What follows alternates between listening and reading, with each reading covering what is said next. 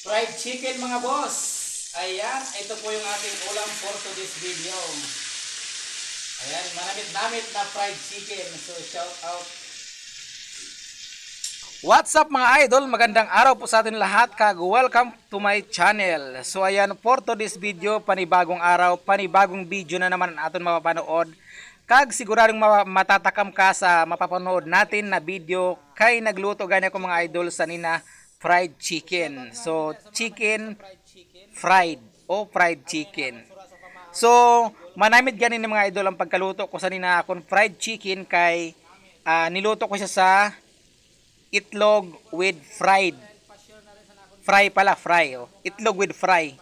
So medyo maanghanggan isang konti ang naton fry kaya naman manamit talaga siya maskin waran sausawan.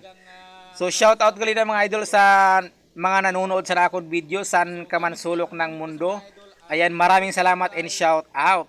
So amo gani mga idol, ginluto ko siya sa egg tsaka sa fry kaya naman doble talaga ang sarap at grabe talaga ang namit sa akong fried chicken. Kita ba mga idol? So waran sinabi didaan chicken ni diwata. Ayan kasi niluto ko siya sa egg with fry.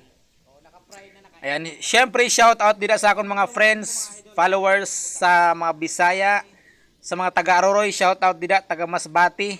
Ayan, shout out kagdamdamo na salamat sa pagpanood niyo sa akong video. So amo galing na mga idol na akong recipe for today, ulam sa almusal na fried chicken. So thank you for watching. God bless and enjoy always, and please share and follow